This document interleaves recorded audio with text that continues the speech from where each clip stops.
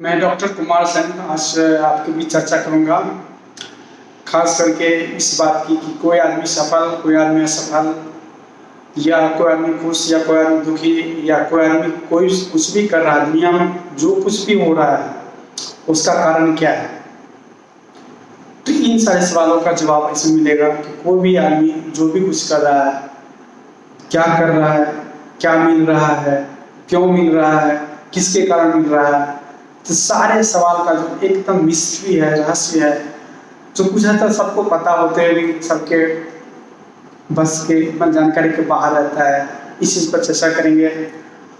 हो सकता है अगर आपको समझ में आए तो ये आपके लिए बहुत ही ज़्यादा फायदेमंद रहने वाला है, होने वाला है इस वीडियो के बाद।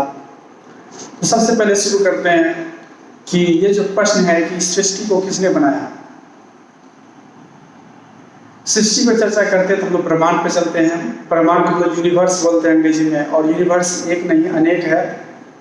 अब उसको बोलने लगे मल्टीवर्स। मल्टी यूनिवर्स का एक कंसेप्ट ये था कि एक जगह एक बिग बैंग मतलब बड़ा, बैंग मतलब अचानक से आवाज, टकराहट की आवाज। इस दरवाजा को जोर से बंद करते हैं तो आवाज आती है, उसको बैंग बोलते हैं अंग्रेजी में। तो बिग बैंग बहुत जोरों की आवाज हुई और इतनी चीज टूटे, इतने टूटे हुए चीज भी आपस में टूटते गए, और इस तरह से जो है यूनिवर्स का निर्माण होता है। और आप उसमें जो एक टूट के बहुत सारे बने, फिर वो बहुत सारे बने, फिर वो बहुत सारे बने, इस तरह अंत में जो है स्टार होता है। एक स्टार के बाद दूसरे स्टार सब है। स्टार के चारों तरफ घूमने वाले को हम लोग प्लैनेट बोलते हैं, यानी तारा के चारों तरफ घूमने वाले को हम लोग ग्रह कहते हैं, और ग्रह के चारों तरफ घूमने वाले को उपग्रह बोलते हैं, यानी सैटेलाइट बोलते हैं। और हमारा चांद जो है तो पृथ्वी का एक प्राकृतिक सैटेलाइट है। कहने का मतलब भगवान के द्वारा या प्रकृति के द्वारा कह सकते हैं बना हुआ है। इन सारी चीजों के बावजूद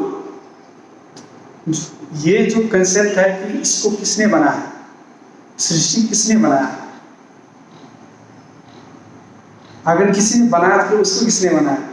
लोग कहते हैं सृष्टि को भगवान ने बनाया, फिर भगवान को किसने बनाया, तो कहते ये क्वेश्चन आप नहीं कर सकते हैं। भगवान अजन्मा अविनाशी हमेशा से रहने वाले हैं। तो कहीं इसका मीनिंग ये होता है कि आप उसके आगे क्वेश्चन करते हैं तो आपको जवाब नहीं मिलेगा और आप परेशान होंगे, इसलिए आप वहाँ पे या तो मान लीजिए, क्योंकि हर जीवन का एक ही उद्देश्य है, खुश रहना, जीवन में अपने जिस चीज़ में संतुष्ट रहना, अपने जीवन को अच्छी तरह से निर्वाह करना, अपने निर्भर लोगों के लिए फायदे तक पहुँचा देना। जीवन का मूलभूत उद्देश्य होता है कि आदमी अपने काम से संतुष्ट है, खुश है, काम को अच्छी तरह से कर पा रहा है, ये जीवन का उद्देश्य है। और जब क्वेश्चन पे क्वेश्चन करते जाते हैं कहीं ना कहीं दिमाग में एक जिज्ञासा और एक परेशानी जन्म लेता है। उस परेशानी से बचने के लिए कहा गया है इस सृष्टि को भगवान ने बनाया। अब भगवान को किसने बनाया ये क्वेश्चन करना अन्याय है, क्योंकि यहाँ पे अगर आप क्वेश्चन करते तो आंसर तो मिलेगा नहीं, फिर आपके दिमाग में प्रश्न और भी प्रश्न उठता रहेगा, अंत में परेशान हो जाएंगे। लेकिन मेरा यहाँ जो आंसर है यहाँ पे कि किसने बनाया, इससे ज़्यादा महत्वपूर्ण है किस तरह से बनाया, ये धरती पे हो क्या रहा है, आप जो चाहते हो आपको मिलेगा कैसे, आप जो कर रहे हैं उसमें भगवान का क्या रोल है, या इस दुनिया का क्या रोल है, या आपका क्या रोल है। क्या आपके जीवन का सारा चीज पहले से ही फिक्स है, भगवान आके फिक्स करते एक करके। सबसे पहले बता दें, सृष्टि जो ब्रह्मांड जिसे बोलते हैं बहुत ही ज्यादा बड़ा है, जिसका जस्ट हमारे सोचने से लाखों गुना बड़ा है। दूसरी बात, आप ब्रह्मांड के बारे में चर्चा करें तो थोड़ा चर्चा कर लेते हैं कि हमारे धरती से सबसे नजदीक का तारा वो है 4 साल, कहने का मतलब 4 प्रकाश वर्ष दूर है। 4 प्रकाश वर्ष, यानी अगर रोशनी चलती है 4 वर्षों के लिए तब उस तारा की रोशनी धरती पर पहुंचती है, जबकि 1 सेकेंड रोशनी जो है 1 सेकेंड के अंदर में पृथ्वी की चारों ओर परिक्रमा कर सकती है। अब बस इमेजिन कीजिए कि 1 सेकेंड में चारों तरफ परिक्रमा करेगी। 1 घंटे में 3600 बार, 3600 यानी 3600 बार परिक्रमा कर सकती है सिर्फ 1 घंटे के अंदर। फिर 1 दिन के अंदर से 24 गुना, फिर 365 गुना कीजिए, फिर 4 साल से गुना कर दीजिए।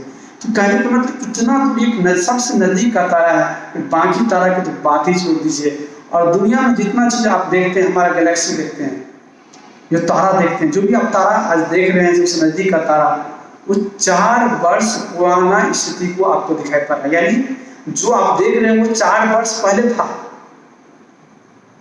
कुछ ऐसे तारा देख रहे हैं जो हमारे जन्म से नहीं, हमारे पूर्वजों के जन्म से पहले का स्थान को भी देख रहे हैं। यानी तारा जहां भी दिखाई रहा वो उस समय में हो सकता है 25,000 वर्ष या लाख वर्ष पहले था। जो पोजिशन देखते हैं वो लाख वर्ष पहले का पोजिशन देखते हैं, क्योंकि जिस रोशनी में 4 वर्ष आने में लगता है तो उसको देख रहे हैं, इसका मतलब 4 वर्ष पुराना लाइट है। तो बड़ा विचित्र है ब्रह्मांड। ब्रह्मांड बहुत ही बड़ा है, धरती बहुत ही छोटी है, और धरती बहुत सारे धर्म आए बने और कुछ गए कुछ बचे हुए, उसका प्रचार हो रहा है। लेकिन चीज को जो वास्तविकता उसको समझाने के लिए यहाँ प्रश्न किए हैं, बैठे हैं आज इस वीडियो से बात कर रहे हैं कि ये एक गीता का जिस दोहा से लेके इसको, अब जहाँ भगवान आए हैं, जो लोगों ने हाईएस्ट फिलॉसफी जहाँ दिया, उन्होंने वहाँ कहा है कि हर व्यक्ति का एक नेचर होता है, स्वभाव होता है। उस स्वभाव के मुताबिक लोग काम कर रहा है। किसी का स्वभाव है लोगों को हेल्प करना, किसी का स्वभाव है लोगों को परेशान करना, किसी का स्वभाव है बीच वाला स्थिति में है।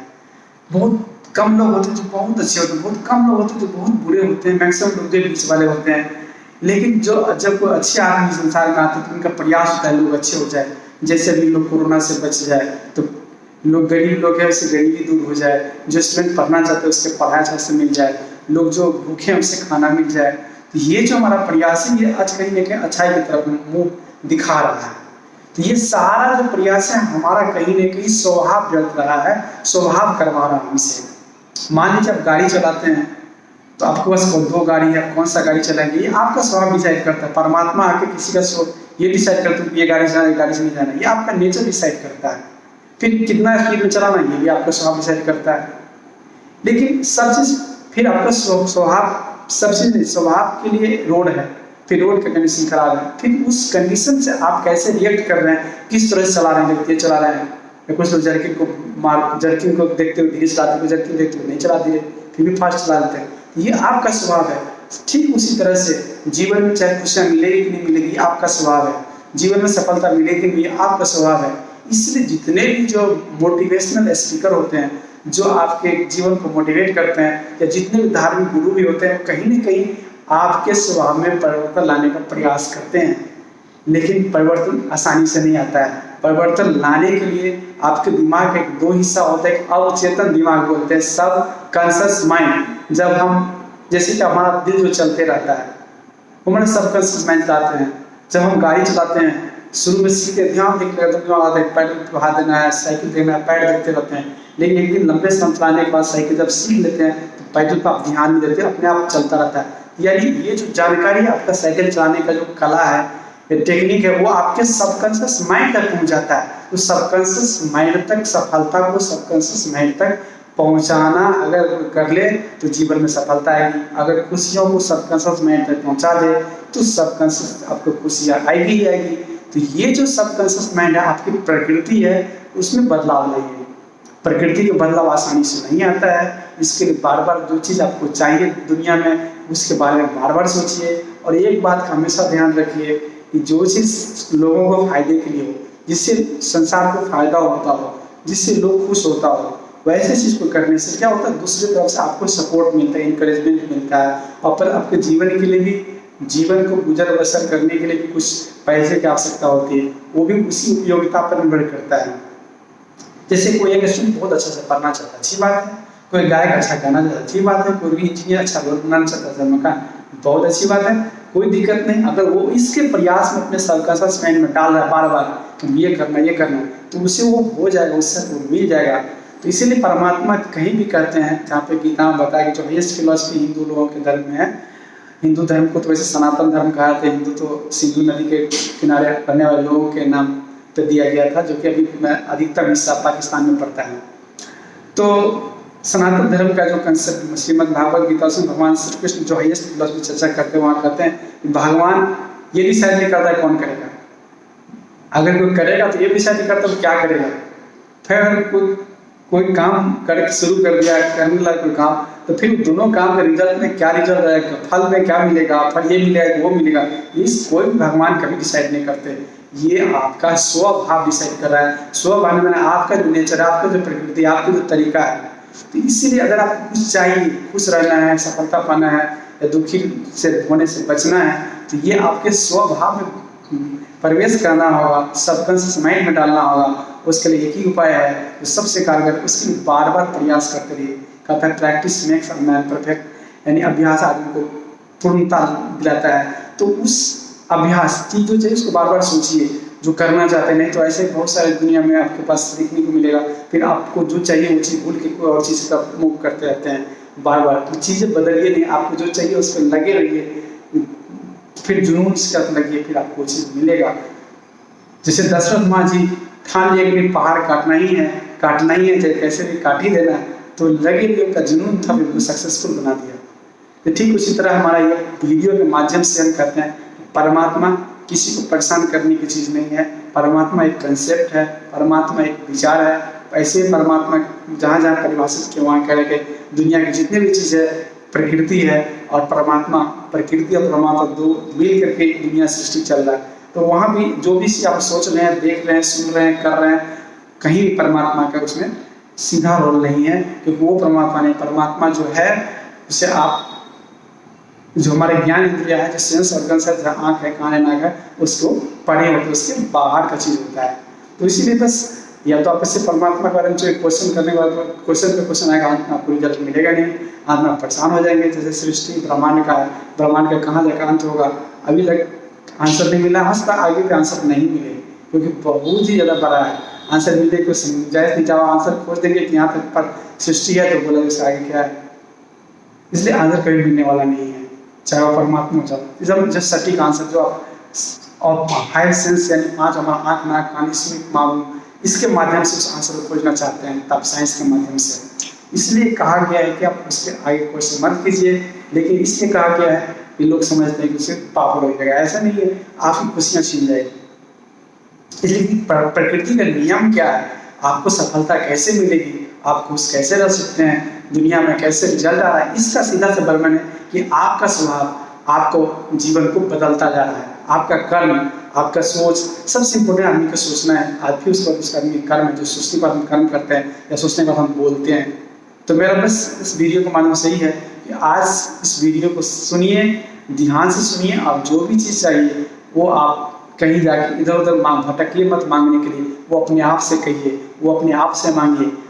अगर आप उस बात को जुनून मान लेते हैं दशरथ माँ जी की तरह, तो आपको जरूर मिलेगा। बहुत पढ़ा लिखा होना, बहुत इंटेलिजेंट होना, बहुत लक्की होना, ये सब कोई बात ही नहीं है। ये बात है कि आपका इच्छा आपके सबकॉन्शियस माइंड तक पहुंच पाया कि नहीं पाया। दूसरी बात, आपकी इच्छा बार बार बदल तो नहीं रहा है। अगर एक इच्छा को 12 बदल रहे हैं तो आपको फिर वो इच्छा पूरा होना मुश्किल होगा। जुनून आपका इसका मतलब फिक्स नहीं है, या जुनून के लिस्ट लंबा होगा तो फिर वो जुनून पूरा नहीं होगा। आप चाहेंगे नहीं ये वो बहुत सारा इच्छा अगर डिजायर पूरा करते हैं तो फिर प्रकृति आपको पूरा करने में हेल्प नहीं करती है, जो नेचर रूल्स है। इसलिए इच्छा को लिमिट कीजिए, सबसे पहला चीज़ है, और उस लिमिटेड इच्छा पर जुनून लगाइए, फिर आपको मिलेगी चाहे जो भी चाह रहे हो, लेकिन उसकी उपयोगिता आपको देखना ही होगा। अगर उपयोगिता है तभी आपको सोशल इंकरेजमेंट मिलेगा, उपयोगिता नहीं है तो इंकरेजमेंट नहीं मिलेगा। फिर भी मिलेगा जरूर, आपको इंकरेजमेंट नहीं मिलेगा। जो अगर गलत उपयोगिता चीज़ सोच रहे हैं तो आपको नुकसान कर जाएगा, वो आपकी परेशानी का कारण बन जाएगा। तो इस तरह से इस वीडियो के माध्यम से हम ये बताना चाहते हैं कि परमात्मा या भगवान या मंदिर या मस्जिद या जितने भी लोग हैं वो आपके लिए कुछ भी नहीं कर सकते, आपको अपने लिए खुद करना होता है। इसीलिए कहा था आत्मा सबके शरीर में डाला हुआ है, जो धार्मिक कंसेप्ट से भी वो आत्मा डिसाइड कर रहा है। तो आपको आत्मा के लेवल तक जाना होगा। आत्मा के लेवल तक जाने के लिए बहुत बड़ा चीज़ नहीं है। जब दिमाग बिल्कुल शांत होता है वो आत्मा के करीब होते हैं। जब दिमाग में कुछ भी नहीं चल रहा होता और जगह होते तो आत्मा के करीब होते हैं। यानी आप शांति जो है आत्मा के करीब जाने का उपाय है। मेडिटेशन से हम लोग ध्यान बोलते हैं, किसी चीज़ में रम जाते हैं, अपने जुनून में रम जाते हैं, ये भी परमात्मा के नज़दीक जाने का तरीका है। चाहे वो जुनून कोई भी क्यों नहीं हो, लेकिन एक दो बात ध्यान देना है कि जुनून सबकी उपयोगिता की चीज़ होनी चाहिए, जिससे कि आपका जुनून के लिए और भी लोग आपको सहयोग दें। धन्यवाद।